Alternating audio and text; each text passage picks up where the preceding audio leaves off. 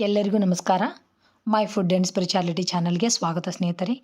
ತ್ರಿಪುರ ಸುಂದರಿ ಶ್ರೀ ಲಲಿತಾದೇವಿಯೇ ನಮೋ ನಮಃ. ಸ್ನೇಹಿತರೆ, ಇವತ್ತು ನಾನು ಒಂದು ಶಕ್ತಿಶಾಲಿಯಾದಂಥ ಅದ್ಭುತವಾದಂಥ ಒಂದು ಮಂತ್ರವನ್ನು ಹೇಳಿಕೊಡ್ತೀನಿ ಸ್ನೇಹಿತರೆ. ಈ ಮಂತ್ರವನ್ನು ಪ್ರತಿನಿತ್ಯವಾಗಿ ಮನೆಯಲ್ಲಿ ಯಾರು ಹೇಳ್ತಾರೋ ಅವರು ಲಲಿತಾ ಸಹಸ್ರನಾಮ ಹೇಳಿದಷ್ಟೇ ಪುಣ್ಯ ಫಲ ಸಿಗುತ್ತಂತ. ಮತ್ತು ಯಾರು ಶ್ರೀಚಕ್ರವನ್ನು ಮನೆಯೊಳಗೆ ಪೂಜಿಸೋಕ್ಕಾಗಲ್ಲ, ಯಾಕಂದ್ರೆ ಅದನ್ನ ಪ್ರಾಣ ಪ್ರತಿಷ್ಠಾಪನೆ ಮಾಡಿದರೆ ಮಾತ್ರ ಶ್ರೀಚಕ್ರವನ್ನು ಪೂಜಿಸಿದ ಫಲ ನಮಗೆ ಸಿಗುತ್ತೆ. ಆದ್ರೆ ಎಲ್ಲರೂ ಇಟ್ಟು ಪೂಜೆ ಮಾಡೋಕ್ಕಾಗಲ್ಲಲ್ಲ, ಅಂಥವರು ಈ ಒಂದು ಮಂತ್ರವನ್ನು ಹೇಳಿದ್ರೆ ಲಲಿತಾ ಸಹಸ್ರನಾಮ ಹೇಳಿದಷ್ಟು ಪುಣ್ಯ ಮತ್ತು ಶ್ರೀಚಕ್ರವನ್ನು ಪೂಜಿಸಿದಷ್ಟು ಪುಣ್ಯ ಫಲ ನಮಗೆ ಸಿಗುತ್ತಂತ ಸ್ನೇಹಿತರೆ. ಅಂಥ ಅದ್ಭುತವಾದಂಥ ಮಂತ್ರವನ್ನು ಹೇಳ್ಕೊತ ಬಂದ್ರೆ ಕಲಿ ಕಾಲಾಕಲ್ಲ ನಮ್ಮ ಮನೆಯೊಳಗೆ. ಕಲಿ ಪ್ರಭಾವದಿಂದ ಯಾರಿಂದನೂ ತಪ್ಸೋಕ್ಕಾಗಲ್ಲ ಅಂತಾರಲ್ಲ, ಆದ್ರೆ ಈ ಅದ್ಭುತವಾದ ಶಕ್ತಿಶಾಲಿಯಾದ ಒಂದು ಮಂತ್ರವನ್ನು ಹೇಳಿದ್ರೆ ಕಲಿ ಸಹ ನಮ್ಗೆ ಕಾಡಂಗಿಲ್ಲ ಅಂತ, ಅಷ್ಟು ಶಕ್ತಿಶಾಲಿ ಮಂತ್ರ. ಈ ಮಂತ್ರವನ್ನು ಹೇಳ್ಕೊತ ಬಂದ್ರೆ ಸಕಲ ಇಷ್ಟಾರ್ಥಗಳು ಸಿದ್ಧಿ ಆಗ್ತಾವೆ. ನಮ್ಮ ಏನೇ ಮನೋಕಾಮನೆಗಳು ಪೂರ್ಣ ಆಗ್ತಾವೆ. ಏನೇ ದುಃಖ ದಾರಿದ್ರ್ಯ ಇದ್ರೂ ದೂರ ಆಗುತ್ತೆ ಸ್ನೇಹಿತರೆ. ಪ್ರತಿಯೊಂದು ಮಂತ್ರಕ್ಕೂ ತನ್ನದೇ ಆದ ಶಕ್ತಿ ಇದೆ ಸ್ನೇಹಿತರೆ.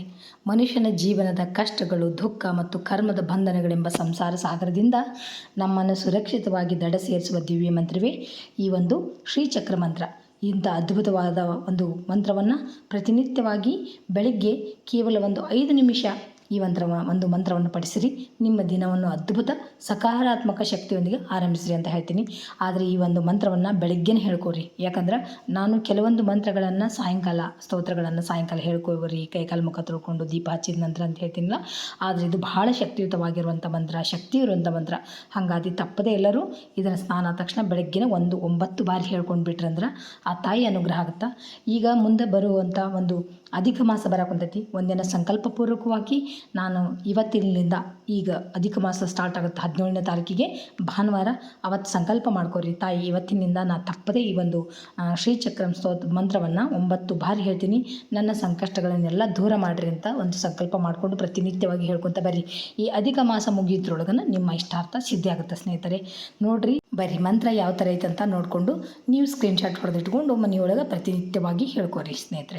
ಶ್ರೀಚಕ್ರಂ ಬಿಂದು ತ್ರಿಕೋಣ ವಸುಕೋಣ ದಶಾರಯುಗ್ಮ ಮನ್ವಸ್ತ್ರ ನಾಗದಳ ಷೋಡಶ ಪತ್ರಯುಕ್ತಂ ವೃತ್ತತ್ರಯಂ ಚ ಧರಣಿ ಸದನತ್ರಯಂ ಚ ಶ್ರೀಚಕ್ರರಾಜ ಉದಿತಃ ಪರದೇವತಾಯಃ. ಈಗ ಈ ಮಂತ್ರದ ಒಂದು ಅರ್ಥವನ್ನು ತಿಳ್ಕೊಳ್ಳೋಣ ಸ್ನೇಹಿತರೆ. ಇದರ ಅರ್ಥ ಏನಂತ ನೋಡ್ರಿ.